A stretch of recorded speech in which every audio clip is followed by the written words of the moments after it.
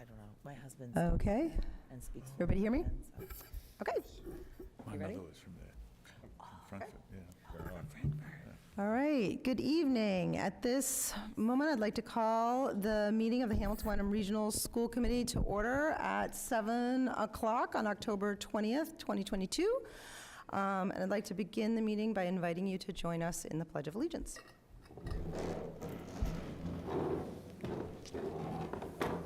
I pledge allegiance to the flag of the United States of America and to the republic for which it stands, one nation, under God, indivisible, with liberty and justice for all.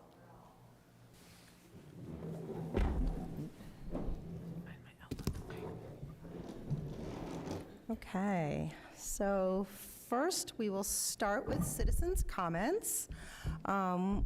I will invite citizens both here in the room as well as those on the Zoom link. I ask if you do choose to offer a comment, please start by saying your name and your address, and please spell your last name for us so that we can get that correct in the minutes.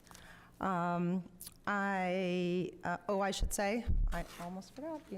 Okay, we are, this meeting is being recorded, and it's also being live streamed on HWCam. So citizens' comments, if you would like to offer a comment, I ask you to limit your comments to 3 minutes. And I will ask, I didn't actually ask anyone who's available, who has a timer. Anna, thank you. So I will ask Anna to time 3 minutes, and she'll give you just a heads up at when you have about 30 seconds left. And please know that this is our opportunity as the school committee to listen. It's your opportunity to be heard. It's not a back and forth dialogue. It's an opportunity for us to listen and hear what you have to say. Okay? I think I'll start with in the room. If there's anyone in the room who would like to offer a comment, I ask you to approach the podium. You can go right up.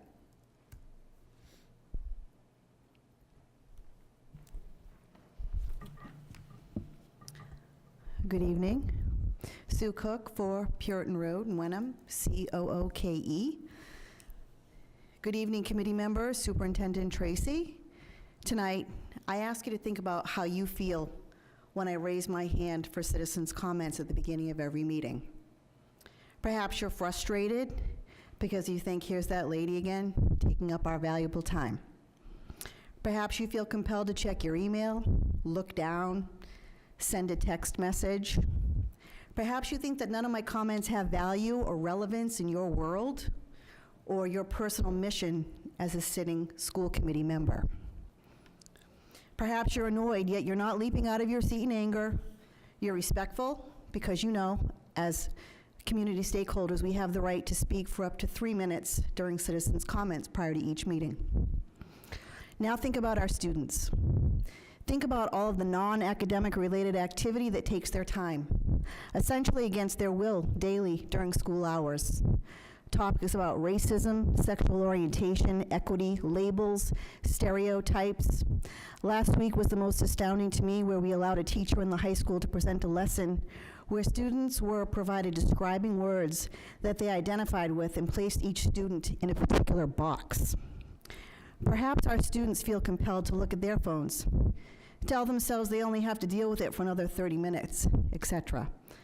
No, they aren't disagreeing, leaping out of their seats, or acting disrespectful. Perhaps they feel like it's just something that they need to endure these days, but they wish they had that time back to focus on an assignment they wanted to complete. Perhaps it's not something that's important to them. Yet this committee, the committee decided this was important work for our students, and they're going to listen. They don't have a choice. I ask each of you at the beginning of this meeting, when you read your values as school committee members and your goals, did you look within yourself to ask if you're truly discharging those duties that you spoke of in the best interest of our students? Or are you making decisions based on your own initiatives? Do you understand the gravity of your decisions and how they're implemented into the curriculum? Each of you are responsible. I remind you that the administration is simply executing based on school committee identified priorities. October and November are open enrollment months for students looking to explore other educational opportunities 30 outside of our seconds. school district. These are students that live in our 2 zip codes. And I wonder how many students will be attending open houses this fall, and who will speak with their feet, showing their feelings about how this committee conducts itself. That would be an interesting survey. Thank you. Thank you. Okay. Is there anyone else in the room who would like to offer comment? Okay. Mr. Tracy, do we have anyone on Zoom? Did, but we do not have that person now. Okay. All right. Then we'll go ahead and close the Zoom link. All right.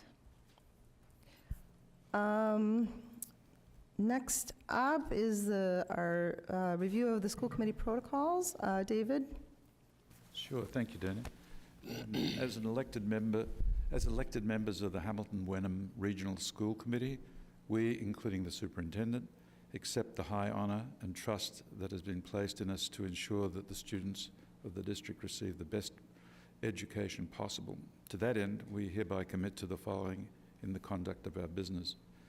If an individual school committee member receives an email relevant to overall district policy or operations, they will forward it to the full school committee and the superintendent. Thank you. Okay. All right, and now we're testing out doing something similar with the mission statement. You feel free to gesture to the poster if you'd like. Julia. Oh, okay. She's never seen it before. Okay. The Hamilton Wenham Regional School Committee will lead and inspire a district that attracts and retains high-quality educators by acknowledging and respecting their expertise and professionalism. Thank you. And we're going to just so the committee knows, we're going to just test out reading through those one at a time, just as we've done with the protocols, and see how it goes. Okay. Mr. Tracy, I see that next up is our student representative. Yes. Are you going to introduce? I will. We have our student representative. As people may or may not know, we are, each of our class presidents is rotating through the meetings this year. It used to be the model of the student body president would be at each of the meetings, and the model slightly changed at the high school, so we've been able to spread the wealth a little bit and invite each of our presidents to come in and speak on a rotating basis. So this week we have Whitney Fitzgibbons. She's a sophomore, and she's going to take it from here. Thank you, Mr. Tracy. As you all may know, I am Whitney Fitzgibbons, the sophomore class president at Hamilton Wenham Regional High School, and I'm here tonight to talk with you all about some events currently going on within the schools in the district. So first of all, at the high school, student government is very active right now. We have begun planning for Spirit Week, which is currently set to begin on November 16th and end on the 23rd. The seniors have been planning the homecoming dance, which will be in the middle of the week on November 18th. The juniors have done a great job this year with running concessions at home football games. As for the whole school, there's an open house on October 26th for middle school parents and students. Student representatives from clubs and sports will be there to answer any questions. As for clubs and sports, they're also very active right now. We have clubs such as ping pong, ceramics, film club, environmental club, and social justice club teamed up to do a Thrift Fest clothing drive. The science team, which is new this year, had their first virtual meet last week. And DECA has begun the year with many different opportunities, such as their stock market game and virtual business challenges. As for sports, there's some exciting news. Mr. Marr, the Hamilton Wenham girls tennis coach, received the 2021 to 2022 MIAA Coach of the Year award. And we've been having a pretty strong season for fall sports. The boys cross country team is undefeated. The boys golf team has had a great season, and the boys soccer and girls soccer teams are very strong as per usual. Moving on to the middle school, currently there's jazz band, cooking club, chorale, there's also sports intramurals, and last week the 6th graders visited Wolf Hollow. Moving on to the elementary schools, Winthrop School has their Halloween happenings on October 28th. Cutler School has their Halloween parade on Halloween Day. And lastly, Bucher School has their fun run tomorrow morning at 9 a.m. Thank you all, and I'm happy to answer any questions that you all may have. Thank you, Whitney. All right, do people have any questions for Whitney? No, thank you so much for the update. It is really, really helpful to hear in your own words and hear about what's going on in all the schools. Thank you for taking the time to report to us. All right. Excellent. Yes, you are absolutely welcome to stay, but you definitely don't have to. Go to your homework. Yeah. Homework. Always a good reason. Thank you. Thank you, Whitney. Thank you. It is always, I think it's just always really good to hear from the students. Yeah. And I love that we get to hear about the elementary schools, not just the high school. So it's great. All right, before, the next up is the consent agenda. Before we do that, does anyone have anything that they want to hold? And I'm going to start by saying I want to hold the Puerto Rico field trip. Does anyone have anything else that they want to hold? Anna? I'd like to hold the minutes from September 22nd. Okay. Anything else? Okay. Amy? I move that the Hamilton-Wenham Regional School Committee accept the consent agenda as written, with the exception of the minutes from September 22nd and the Puerto Rico field trip request. Second. Okay, second by Jen Carr. The next one, Anna. All those in favor? All right, and that is unanimous of the 6 members who are present, and the motion passes. Okay, so I might, if you're willing, I might just do the minutes to get those out of the way. Can we, what do you have on the minutes? Sure. Under Section 10, Part B, Policy Subcommittee, there was a notation that the Policy Legislative Subcommittee met on Monday, 8/22. The correct date there should be Monday, 9/19. Okay. All right, does anybody have any discussion about that? Any policy people want to confirm that? I was there. You were there. Anybody else have anything else on those minutes? Nope. Okay, I think we're ready for a motion then. I move that the Hamilton-Wenham Regional School Committee approve the minutes from September 22nd, 2022, as written, except for changing the date of the policy meeting from August 22nd to September 19th. Second. Second by Anna Siedzik. Is there any further discussion? Okay, all those in favor? All right, and the motion, it is unanimous of the 6 members present, and the motion passes. Okay, so next up is the Puerto Rico field trip. I held it just because I mostly would just like to hear a tiny bit more. I understand it's new, that this has not occurred before. Correct. And so hoping to hear just a We have a little special bit. guest with us here this evening. It can shed some light on this new trip, but also answer some questions if there are any. So I'd like to invite Maya Scarpacci to the podium. She is a Spanish teacher at the high school. Hi, everyone. I'm Maya Scarpacci. Thank you for giving me a few minutes of your time tonight. This language department is proposing a trip to Puerto Rico over April vacation. The main reason that we'd like to do this is, as you know, we have traditionally offered a trip to Peru every other year. And last year, I just felt that there were students who really, really wanted to be able to go on that trip, and both the cost and the time frame were prohibitive for some students, whether it was their athletics that were happening over April break. I mean, it was an 11-day trip. It's not an inexpensive trip to go to Peru for 11 days. So I started thinking about something that we could do that would be less expensive, a shorter amount of time, and also easier should COVID still be hanging around. And I am always interested by Puerto Rico. I think it's just sort of an untapped resource for Americans. It's right here. We don't need passports to go. And there's so much to learn about culturally that I think sometimes we don't know about, we don't see. So I've taken some classes over the last year about the Caribbean. I have a class coming up, specifically a grad class on Puerto Rico.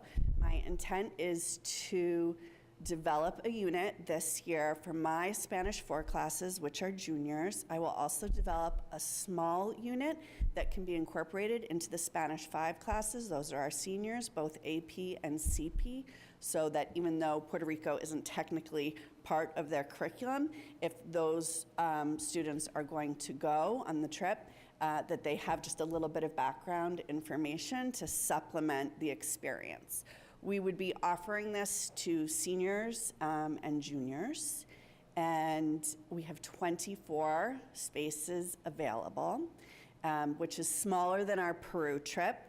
But I think that that number is really, really nice. So it would be, we'd have 3, at least 3, possibly 4 chaperones. So the max number of children per adult would be 8, but it will likely be closer to 6. This is a domestic trip. It's not international. I think that's a really important thing for our families to understand as well. So that means that we don't have to worry about passports. I mean, even the cost of passports is something we need to think about when we offer these international trips. Domestic flights mean the COVID protocols are easy. Whatever's happening in the US is what's happening in Puerto Rico. But that being said, I still really feel that it's a really valid cultural and linguistic experience for our kids. They're going to learn a lot while we're there. We have some adventure stuff for the thrill seekers that we always seem to have with us on these trips. It's not me. I like to go to the museums, but we have a great balance. We'll be visiting the Taino Heritage Center, which is the indigenous community that was there, like pre-Columbus civilization. So that's something we talk about in our classes. So that'll be really cool to be able to see some of the relics and remnants from that civilization. We'll tour the Spanish forts. We'll spend some time in San Juan. We're going to see another colonial village in Ponce. We'll swim in a bioluminescent bay. We will see the rainforest, the Yunque, which is the only tropical rainforest in the US park system. So that's pretty cool. We'll learn about the infrastructure there. We're gonna be studying that this year. You know, why does Puerto Rico seem to have so many issues when these hurricanes sweep through? Why are they still dealing with a hurricane that happened 5 years ago, and then a Category 1 comes in this fall, and it's, you know, it terrorizes the community again. So that brings me to the last component of the trip, which will be a service component. We will have one morning where we spend doing some sort of service. It's not decided yet what that will be, basically because there's so much need in Puerto Rico, and they've shared with us that it will really depend on what they need in April, because it's really day to day. So that's about the gist of it, I think. If you have any questions, I'm happy to answer them. Thank you. I know you actually answered the questions that I had. Does anyone else have any questions? David? Yeah, I mean, it sounds like a fantastic trip. So that part, I love the sound of it. I just don't know the weather patterns. Is April not storm season down there, or is there that risk? pretty beautiful. I've been there twice in April myself. It's quite lovely. Hurricane season over. That's our biggest concern. And we'll be staying, unlike Peru where we were traveling around so much, this will be at one hotel. It's an American chain, and it's in the tourism section, which I think is important for a lot of reasons, for access to different things, restaurants that we're going to go to, cultural events close to San Juan Cultural District, but also there's a lot of, it's just a very secure place to be. If you've ever been to this area, Dorado Beach area of Puerto Rico, I mean, it's gorgeous. So we won't be staying at the Ritz, but we'll be across the street, right? So I really made sure that all of the hotels were going to be, or the hotel would be at the standard that we wanted and where we wanted it. And this company is World Strides, and they're the same ones that led our trip to Peru. And they were, I know you know, Peru, with any kind of complication that came up, they were phenomenal. Like just top notch. So they were my first choice to travel with, and they were really great. When I said I wanted a short trip and could they put it together for us, get the kids back in time for the second weekend of break if they had sports commitments or whatever, and they put it together and were wonderful. Thank you very much. Thank you. Ken? You need some scientific field guides on bats and, I was wondering, do you need any welcome. chaperones? I'll tell you, there's a long list of teachers who've asked about it. So right now, it's Matt Jones, our department head, Stephanie Sprouse, who's done a ton of travel with Kevin Sano over the years, and me, and we'll see how many kids we have sign up, and then we'll look for a fourth. yeah, no, I meant books. Oh, books. Oh, I was Field guides. Oh, Books on field bats guides. and birds and we're gonna go to the largest bat cave. Yep. That's amazing. No relation to Batman, but the largest bat cave network in the world. Sure. So, That's why I was wondering if you wanted the books. yeah, thanks. I'll take them. There's lots to learn there for me too, and I don't know that the bats would have been top on my list, but I feel like it's something that the kids will really love. So, it's all for them, obviously. So we'll make sure there's lots of things that they love to do. Not too many museums, but some.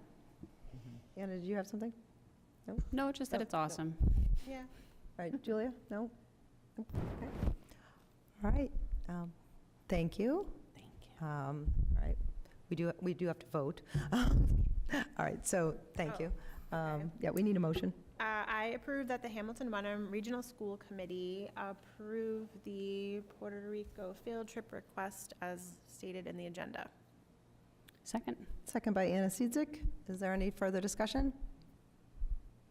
Okay, looks like we're ready to vote. All those in favor? Okay, and that is unanimous of the 6 members present, and the motion passes. All right. Puerto Rico, here you come. Have fun. Joy. All right. What are we doing? That gave me a good idea, though. Okay. I've never been to Puerto Rico. All right. I forget All right, about next up is, under new business, are the MCAS results, and Mr. Tracy is switching seats, so we're going to see how that goes. Place for a trip.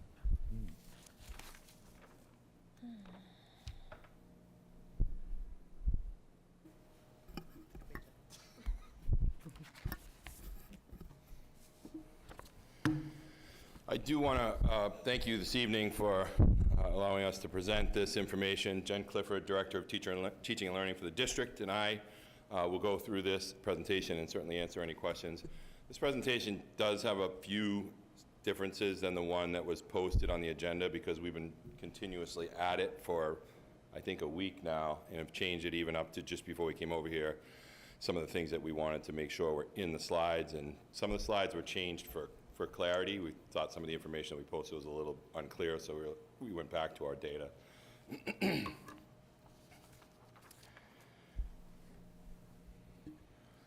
One of the things we'll start with is statewide trends, and one of the things the Department of Education made clear is that this is a new baseline moving forward.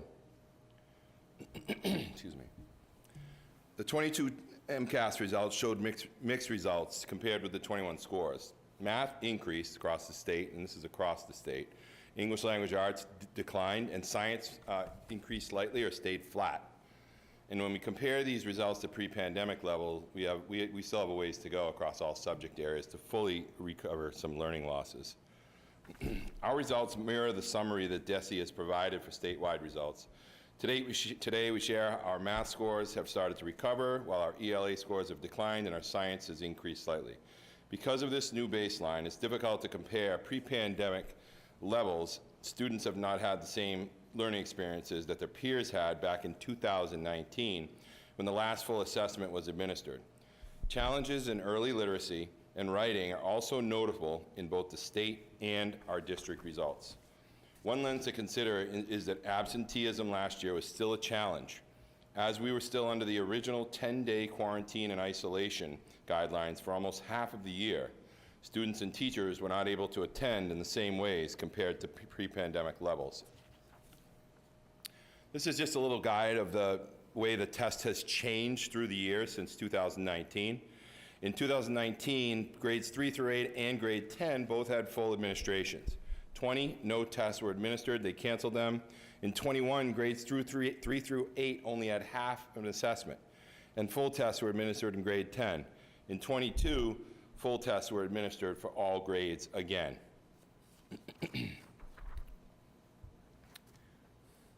As indicated earlier, ELA writing scores decreased. We did not have the same amount of writing in 2021, so this year's assessment did require essays from all students, with the scores decreasing in the elementary grades. This stands to reason, as our earliest learners have foundational skills to solidify, and we know this.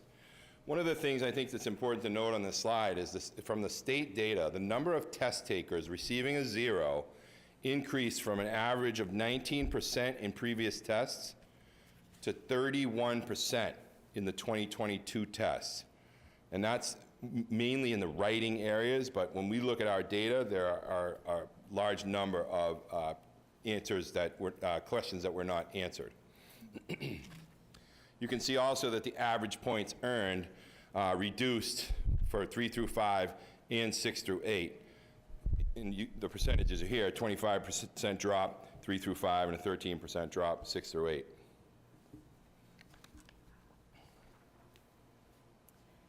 So as Eric highlighted, it's really important to understand that last year's test results, or the 22 test results, are really different than 2021. And so for that reason, the state asked districts not to compare the student growth percentiles from 2021 and 2022 because it's really inaccurate. They were calculated differently. Also, we know this year kids are in school, teachers are in school. We really are looking forward to having a strong focus on literacy and math. And while we see some of our data trends moving in the right directions, we also know it's going to take some time to course correct. But we really will be looking to use our student growth data next year when we have a comparison of 2 consecutive full administrations of the assessments. We usually talk to you about student growth percentiles. We're not going to talk about them that much this year because they're apples and oranges. I'm just going to highlight the graph. We didn't have notes about this, Yeah, but sure. we are using a new data interface called Open Architects. It's something that the state contracted with, and we're finding the data really easy to manipulate compared to the statewide graphs that you've seen before and some of the charts. I'm looking at charts that cover 19 pages of paper.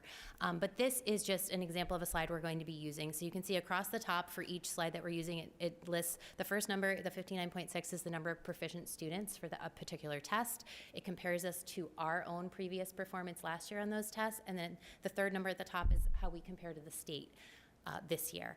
We've got some growth percentiles there. We have a 50% or a 50.7 percentile growth average. That's a pretty average score, or actually a little bit of a high growth score for ELA. You can see how we compared to ourselves last year and compared to the state. The line graphs are percent proficiency. We are always going to be the blue graphs, and the state's always going to be the dotted line. And those are from 2017 to 2022. And some of the tests are actually really different from 2017 to 2022. Never mind the pandemic, they're actually literally different tests. So we'll talk about that too. And in each of our graphs, we have, or each of our slides, we have bar graphs that show the student performance from year to year. So the darker purple color is students who are exceeding, the middle purple color is students who are meeting the grade level benchmark, and the lighter gray is students who are partially meeting, and that very small darker gray band is the students who are not meeting. So this slide represents our first 3 years of language arts. So our decreases at early literacy mirror the state's. We know that these third graders who took the test were interrupted at the end of their first grade year and had a hybrid year of second grade. Likewise, the fourth graders left at the end of second grade, and this was the first year that they took a full assessment. So as you can see, nearly 59.6% of our elementary students were proficient in language arts, which differs from last year. We're down to 12%, but it's still 19% above state average. In looking at elementary math, we're starting to see a little bit of recovery that we'll talk about later. You can see that we have 56% of our students proficient as opposed to 44% last year. The arrow here on the graph shows us the growth and recovery that we're starting to see from 2021 and 2022. It's one of the few increases we see, which is encouraging. If you think about foundational skills that are in elementary math, so multi-digit computation, math facts, fractions, place value. These are all skills that are really necessary for building higher level math and reasoning skills, and we're really hoping that this increase that we see is going to just continue next year with time in classrooms and solid daily math instruction, and we're hoping this is a path we're going to continue to follow. We'll switch now to middle school language arts. We also saw a decrease here in these middle grades. We know that writing scores across the state, as Eric said, were historically low last year. In our case, when we actually look at the writing data, in grade 6, our average percent correct on the writing portion of this assessment was 58% of points. In grade 7, it was 59%. In grade 8, it was 69%. Those numbers are still considerably higher at the state, with 29% more students reaching proficiency overall in language arts than our counterparts. Grades 6 through 8 math, it's kind of remained fairly flat. Since 2017, the scores have hovered around the 62% proficient range. This year's score is about 1% below the 5-year average for the middle school of 63.5% proficiency. Science scores in the middle school are slightly trending upward, diverging a little bit from the state average on this proficiency curve, but still having a healthy difference of nearly 30% more students meeting proficiency compared to the state. Currently, this lags their pre-pandemic scores by about 4 percentage points, but we're, like I said, still 29% above the state proficiency. Thank you, Jen. Grade 10, ELA. This graph's interesting. It's truncated because our MCAS Explorer dashboard looks at the next-gen MCAS results. So it doesn't combine legacy and MCAS results, which would skew these graphs. So in 2019, we switched over to the MCAS Next Gen in ELA, excuse me, at the high school only. And then this year, you'll notice when we get further into this, they switched in science for the 2022 test to Next Gen. Because the tests were so different, the program doesn't compare prior years. But if we break out this data to the 3 areas of language, reading, and writing, we see that, again, a downward trend with the areas of difficulty being in the area of writing. This has impacted the percent proficient scores as students have slipped back.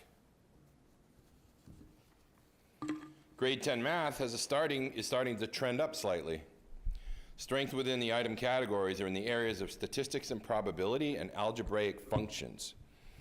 The items that students seem to struggle most are in the areas of number and quantity. For example, a question that only 28% of our students received credit was, rewrite different radical expressions using the rational exponents. Students are expected to know and understand how to work with radicals like cube roots of a specific number. Grade 9 science. We did not graph this because we had competing tests, as I said earlier. In 22, the top bar represents our next-gen tests, which was the first year. 2022 was the first year for next-gen tests. So it can't be compared to 2021, but in its wisdom, the state created this middle bar that basically says, if it was a legacy test, here's what it would be. I caution you with that because statistically, in my experience with statistics, that's not statistically sensible. So right now, you won't see any growth scores with any of the next-gen tests that started in 22, like grade 9 science. But we're trending pretty similarly across, and scores remain flat when compared to the previous legacy. So it's not a whole lot of change up or down in that area. You all remember the Student Opportunity Report we submitted back in March? In the SOA report, we identified 4 subgroups: English language learners, students with disabilities, economically disadvantaged, and high needs. And for this topic, the high needs kids are a combination of many of the kids in the top 3 categories. It's a state-generated group that takes into account many of the students in the top 3 categories, but not all. There are criteria that they break out to be able to create that high needs group. Let's look at the students on IEPs and 504s. In ELA, the subgroup of students with disabilities or on a 504 shows a gap we identified in last year's SOA. The data across the district does, however, show the gap closing slightly as students move through the system. For example, in elementary school, 28% of students with disabilities are proficient versus 71.2% for students without an IEP or 504. This is a 43.2% difference, a large gap. In high school, the gap closes with 56.5% of the students on IEPs and 504s proficient versus 82.3% of their peers, which is a gap of only 25.8 percentage points. Our top 3 most common disabilities in the district are health, autism, and specific learning disabilities. We know these assessments don't necessarily match with what these students are capable of, even with their accommodations, as anxiety and trauma can impact on-demand performance on a task, such as an AMCAS test. In math, we also see a similar gap. This graph shows that we have slightly closed the gap since 2017, but there's still a lot of work to do. This gap remains from elementary all the way through high school. English language learners. This gets complex, so bear with me on the L data. As you can see, no L students took the ELA assessment in 2022. L data looks dramatically different for us because we have so few L students within the district.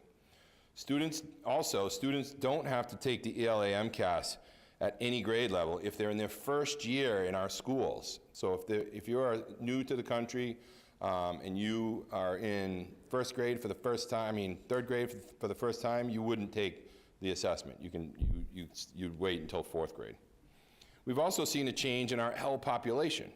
There's a more diverse L population than we've seen previously, with many families who are in different circumstances than the families we welcomed 5 years ago. We used to only welcome families that came to our community because a parent was studying at a local institution. So while the students may have been learning English at school, they would generally have had some support at home with a family member who also spoke English.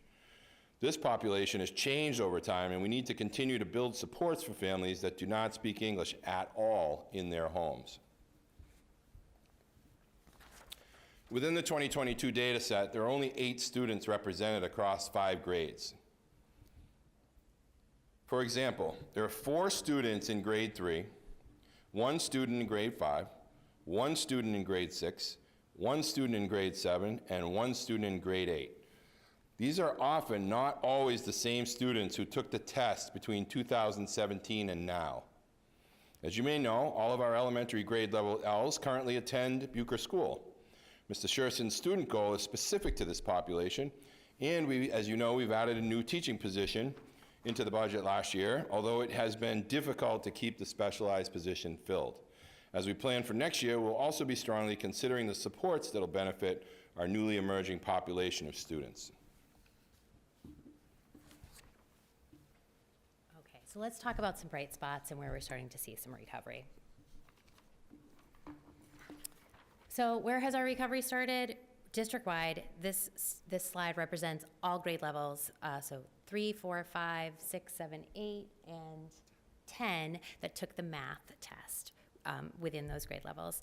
District-wide, we see a rise in scores as we approach, and we're trying to get back to those 2018 scores in the area of math. So with all these grade levels, we are at a 61.7% of proficiency, which is 5% more than our students achieved last year, and 23% above the state proficiency. So let's look a little bit closely at some more grade levels. One of the notable grade level jumps is our 4th grade, with 18% more students reaching proficiency this year versus last year, which is 20% higher than the state. This test is actually one of the traditionally one of the more rigorous tests in elementary school, so these results are very encouraging. Specifically, the domain that our students demonstrated strength in is number and operations, including fractions, with an average 66% of problems answered correctly. This is actually really interesting because the same category was really difficult for both 5th and 3rd graders. So we know in 4th grade we focused on fractions last year, and we can see it showing in our results. 7th grade showed a sharp increase and has exceeded its previous scores even before pre-pandemic, with 66.1 students reaching proficiency. That's 10% above our scores last year and 27% above the state level of proficiency. Ratios and proportional relationships is the area of strength on this particular test, with students achieving an average of 70% correct items within that domain. These types of problems are largely based on real-world applications, often asking students to determine and apply the unit rate of a given real-world context. It's past my bedtime, so it's hard to say real world. So a real world graph or problem. Our 6th graders actually also showed this domain to be a strength, which is an important focus and progression between those 2 grades. As we shift to science, as Eric explained, if you're not familiar, the legacy MCAS, or the MCAS that started over 20 years ago, and that the test really shifted in 2017, starting with elementary and middle school, and moved to next generation, or what we call next gen tests, which are much more focused on critical thinking, problem solving. They are computer based. It's a completely different test. But high school was phased in. So this last phase of the next gen test happened in 2022 with the science test at high school.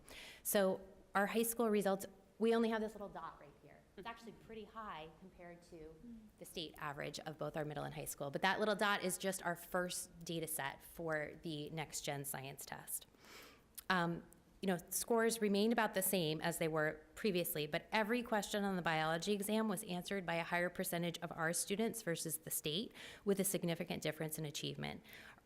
And we had this similar results at 8th grade, with an average of, with every item also on the 8th grade test being above the state average, and an average of 70% of questions around technology and engineering being answered correctly by our students.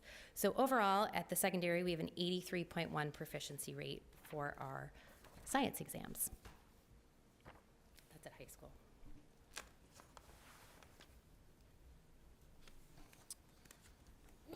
Many of you have seen this slide before. This slide was presented back in June when we met with the leadership team for the first time in our retreat. It was presented on the first day of school for teachers.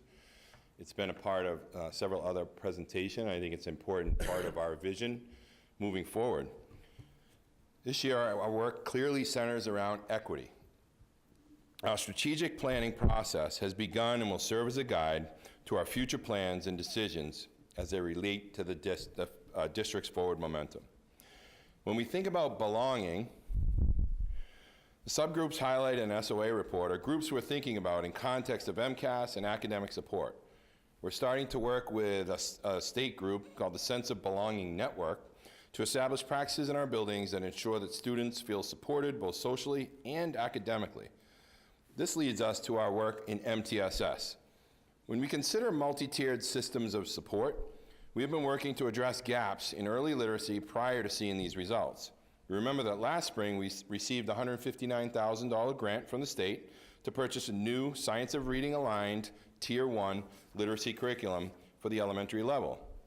We know that this program, while challenging to implement in its first years, will give all of our students access to robust learning to solidify their foundational literacy skills. Additionally, a team of elementary educators is also developing our literacy plan at elementary levels with DESE this year, working monthly with consultants to help document and to determine our next steps. At the secondary level, 6th grade teachers are administering a literacy screener to their students and are joining the discussions on how to provide tiered support for students within their IE block. We've also been working on mathematics district-wide. 20 elementary teachers selected to take graduate courses this past summer to strengthen their implementation of teaching in our math curriculum. Many with a focus on fractions, which is an area that we know needed improvement. At the secondary level, teachers in grades 6, 7, and 8 have used a math screening tool, iReady, to review data and are creating opportunities for extra math support within the IE block. And at the high school level, we're seeing participation increase by students in grades 9 and 10 for the after-school program that allows for extra help in focused math and English. All of these MTSS supports are meant to ensure that our students are able to achieve at high levels with high expectations. Principals will be reviewing data sets with their staff, using our new data tools such as Panorama to examine not only the trends in academics and achievement, but also how factors such as absences can impact academics. Item analysis will also be completed within each subject and triangulated with some of our screening results to help us make decisions that support our struggling students in math and in literacy. This brings us to professional development. Our professional development at the secondary level this year is focused on removing barriers for students, right back to the central work of equity.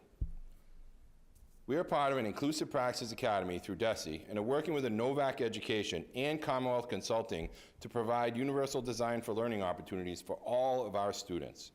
Elementary teachers have also been immersed in learning opportunities centered around how to best implement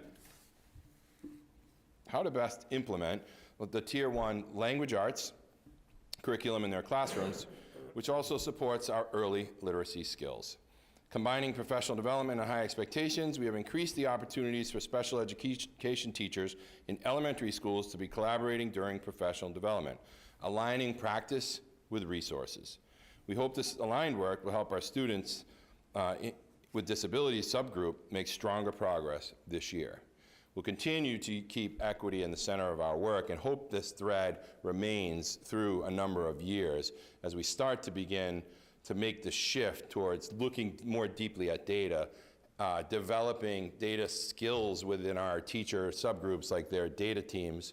For example, kindergarten class, the other day, Jen and I went in and visited a kindergarten data discussion, and it was fascinating. You have two kindergarten teachers, a special ed representative, the coach at the literacy level, the principal, and they're having this discussion about what they see in just this early baseline data that we've taken this year.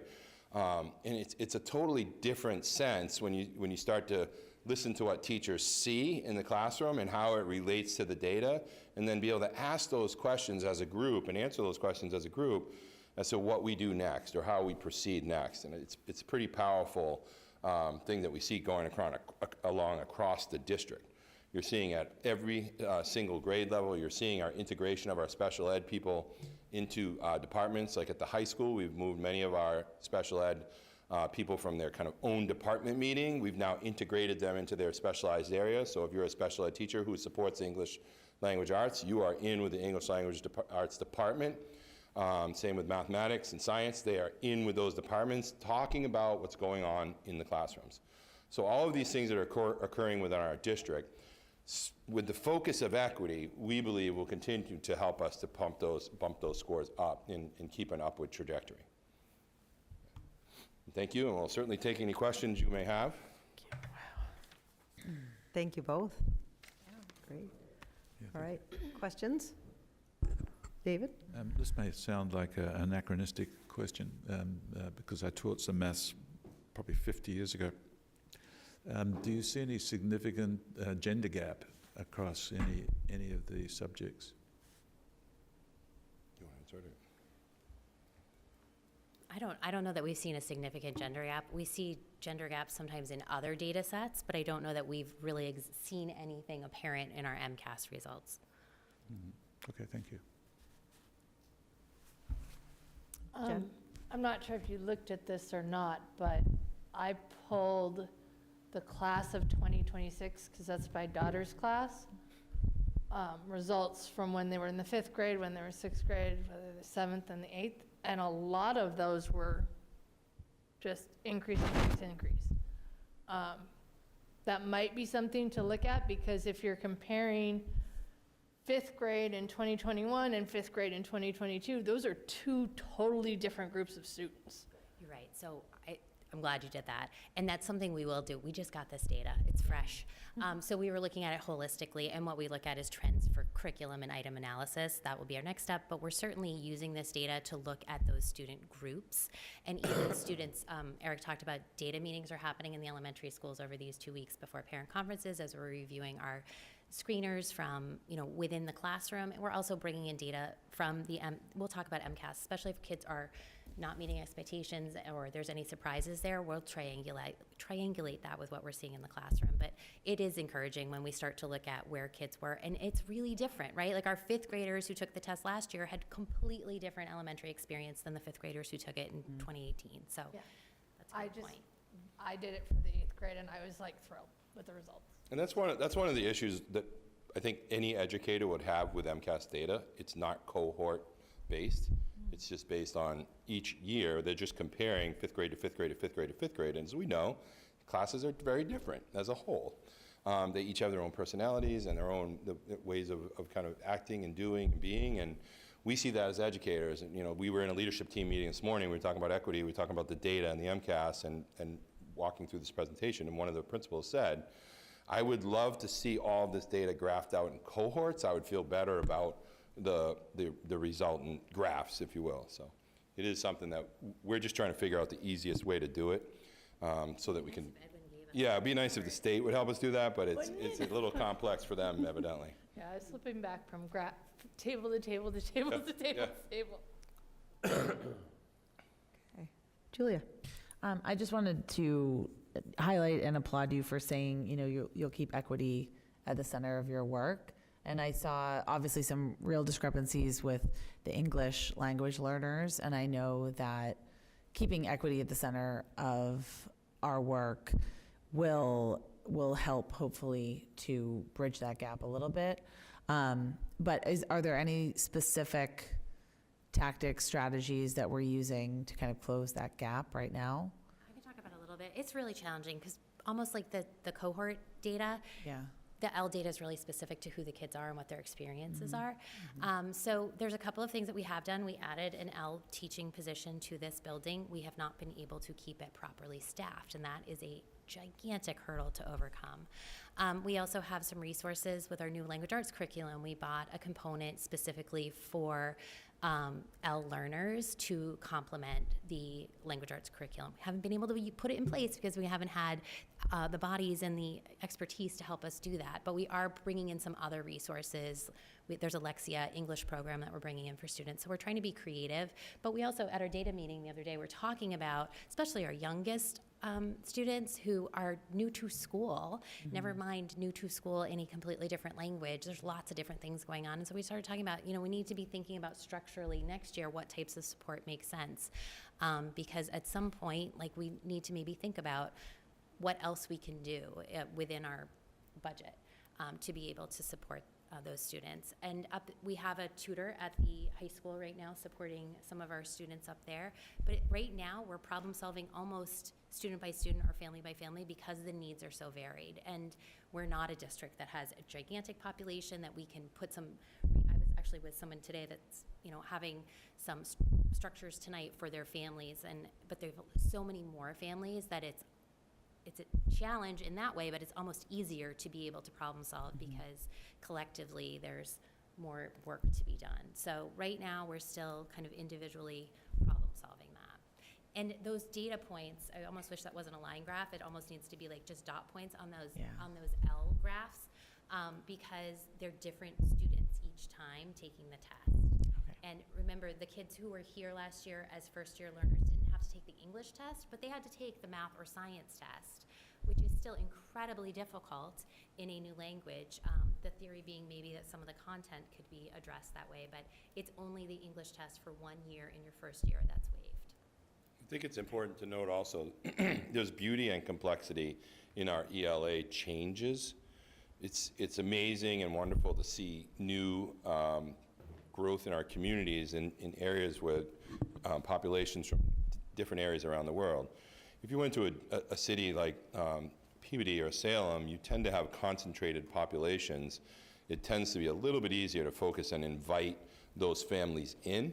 We have, I think, 11 different languages, I think, if I remember correctly, and reaching out to those individuals and saying, come in and meet with us all together is very difficult when there's one family that might be Korean, one family that might be Portuguese, one that's Azerbaijani, so that there's so many different languages coming at us that we're now starting to look at different ways just to communicate. You know, I think I talked about it last meeting where Ben Schurston now has kind of kicked the ball off for us with translating his newsletter, and it starts with, if you want it in your language, in each of the languages that he has in his building, click here. And now we're moving many of our documents, as you know, to the new website, which has a little floating button on the bottom, and you can just pick your language. So we have made sure that all of the languages we have in the district are available for instant translation on our website. So that's a step forward, and for us it's new. It's a new prospect, and I think we'll learn and grow as we go. And I think once we're able to get somebody to stay in one of our positions, it will be a little more helpful in that. Thank you. Thank you. Okay. Anybody else? No. Thank you. Thank you. That was Thank you. Okay. Thank you, Jen.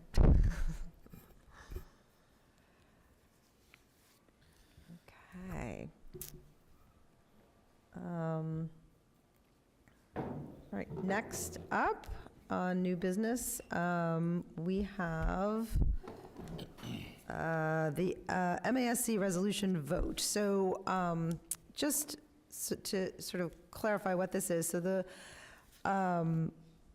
MASC sends us these potential resolutions that at the conference, which I will be attending, and I'm sure you all remember that you selected me to be the delegate. So the purpose of this agenda item is to look at these resolutions which are proposed by the MASC, and at that meeting, they will be voted on. I did attend last year. It was very similar to a school committee meeting. There was debate and discussion about each of the items. It was quite interesting to watch.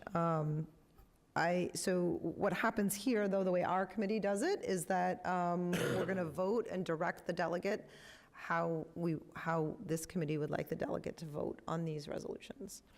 Does anyone have any questions before we, about just what the procedure or any of that? Is it a slate, or we're doing it individually? Great, excellent question. It's like you teed me up for the next thing I was going to say. So no, the answer is no, it's not a slate.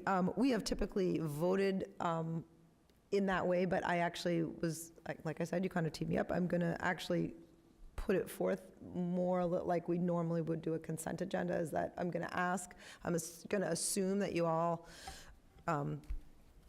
read them and considered them. And so I am going to ask before we get a motion, if there are certain ones that people want to talk about, basically as if it were a consent agenda, we could hold them if that is okay with the committee. And then we could vote on those that people don't want to hold as a slate. All right. All right, well, that being said, does anyone have any that they would like to discuss individually of these resolutions? I want to ask Vinny a little bit about Resolution 2 versus what it suggests versus what we're already doing. Okay, so we'll say resolution number 2. Yep. Right, and that was actually, Jen, that was the one I was going to hold with a very similar question. Anybody else have any other ones? Okay. Amy, I will look to you for a motion then. Okay. I move the Hamilton Wenham Regional School Committee adopt the proposed MASC resolutions for formal consideration by the 2022 Massachusetts Association of School Committees Delegate Assembly in November as discussed, with the exception of resolution number 2. Second. Okay, seconded by Anna Seizik. My only question about the motion is I want to make sure that I'm clear. I want to make sure I'm clear that if I were to vote yes on the motion, that would instruct the delegate, which is me, to vote yes. Yes. Yes. Okay, I just want to make sure that we're all understanding the motion correctly. Okay. All right. Okay. Anybody have- Second. All right, I think it's been seconded, great. We're ready to vote? Okay, all those in favor? All right, and that is unanimous, and the motion passes. So that will instruct the delegate to vote at the MASC conference on all except resolution number 2 in the affirmative. Okay, so Jen, I'll let you, I know you held our resolution number 2, so go ahead, ask your question. So this resolution basically allows districts to keep 5% back for special education reserves. What are we doing do we do something that's similar to this already? We don't technically have the Special Education Reserve Fund. Would it be a good thing from a financial perspective to have one? Of course, yes. I do support the resolution because it increases it to 5%, so That works for me. 2% really wouldn't cover a larger out-of-district placement, whereas 5% you'd be more likely to have enough funds to cover it. Thank you. Okay, Eric? Also note that the sponsoring school committee is Plimpton, Mass. So we started to see this in the MASS meetings, mostly generated from the smaller rural districts, because if you're taking 2% of these much smaller budgets, they if they have a move-in that costs $250,000, they could swamp their budget. So I think in the smaller rural districts is what this is really focused on, but I would agree with Vinny. It's certainly an opportunity if you do develop this type of a fund, similar to the stabilization fund. You have those reserves so that you can be ready, if you will, when something like that happens. And that has happened to us at least 3 times in the past 5 years, where we've had a sizable move-in that costs in excess of $100,000 that was unbudgeted. It would be nice to have a fund as well, that if we budget a certain amount for special education, we don't get as many students as we expect, then we can take the difference and put it in this reserve fund for a rainy day. Yep. Anybody else with questions? Okay, I think we need a motion. I move the Hamilton Wenham Regional School Committee adopt resolution number 2 of the proposed MASC resolutions for formal consideration in the November Delegate Assembly as listed in the agenda. That was a long one. And tell Dana to vote yes. Second. Second by Anna Seizik. Okay. Yes. Is there any further discussion? No. Okay, looks like we're ready to vote. All those in favor? All right, and that is unanimous, and the motion passes. I will take your direction, and I will vote in the affirmative on all the resolutions as instructed by the committee.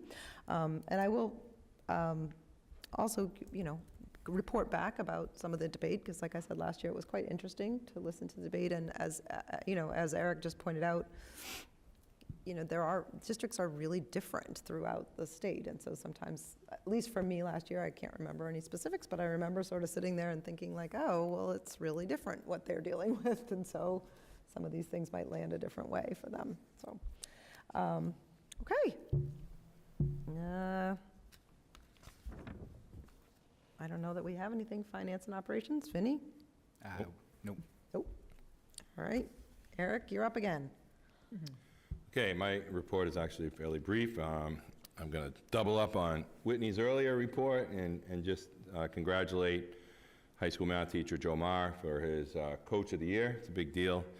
I think it's important to be recognized, so congratulations, Mr. Marr. Thank you for your long-term service to our tennis teams. Next week, on the 26th, is the annual open house for high school.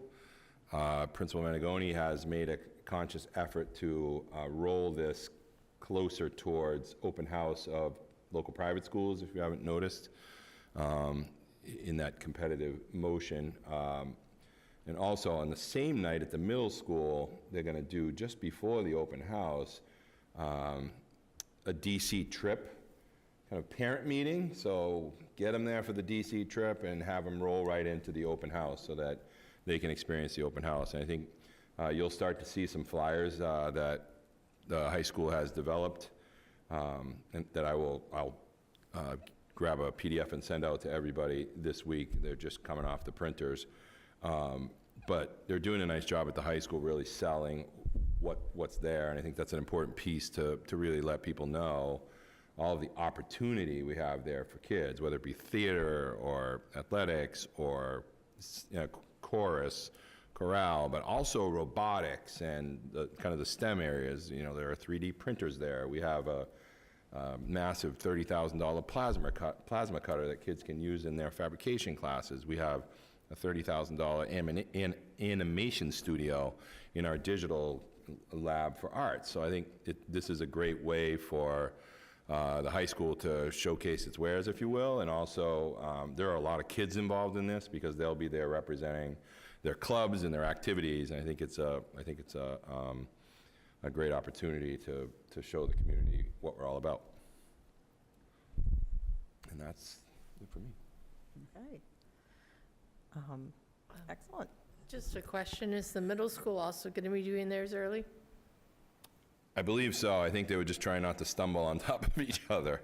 They, Mr. Menegoni and Mr. Best they're working actually really well together and try to working on and off each other. So I think you'll see it coming sooner than it was last year. Okay. Other questions? Okay. Thank you. Okay. All right, next up, we have committee reports. Capital Finance.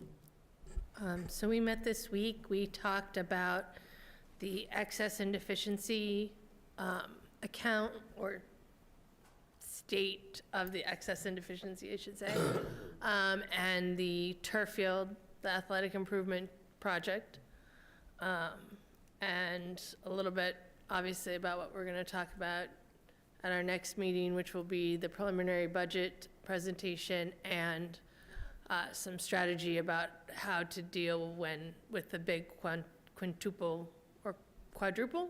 Quintuple. Board meeting that's coming up after our first budget presentation. Thank you. Policy.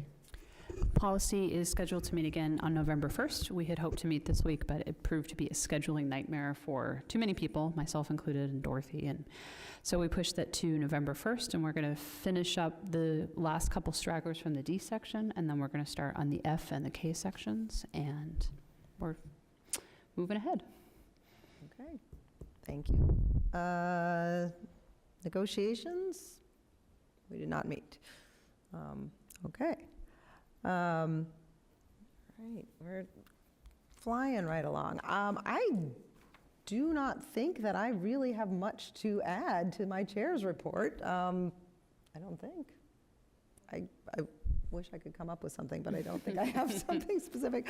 Yeah, like I just said, I promise I'll come back with stories about the conference. I'll have reports on that. Topics for future meetings? Nope. As always, if you, oh, I do have two. Yep. The auditors would like to come in and Yep. give their presentation, as well as my quarter one year-end forecast. okay, yep, Thank you. thank you. All right, other people, topics for future meetings? No, as always, if, if something does come up, please feel free, reach out, let me know, and we'll talk about where it fits in the work plan. All right. Anybody have anything else? Because I'm going to make a motion to move into executive session otherwise. Okay. Anything, Eric? Thank you. Okay, at this point, I am going to move to adjourn into executive session for purpose number 2, to conduct strategy sessions in preparation for negotiation with non-union personnel, or to conduct collective bargaining sessions or contract negotiations with non-union personnel. Eric Tracy. Second. And we have a second by Anna Seizik. I believe we have to do a roll call. Is that correct? Yep. We'll start with you, Jen. Yes. David? Yes. Dana's a yes. Anna? Yes. Amy? Yes. David? Yes. Julia? Yes. Okay, and we are adjourned into executive session. Thank you all. That's a new record. Fine.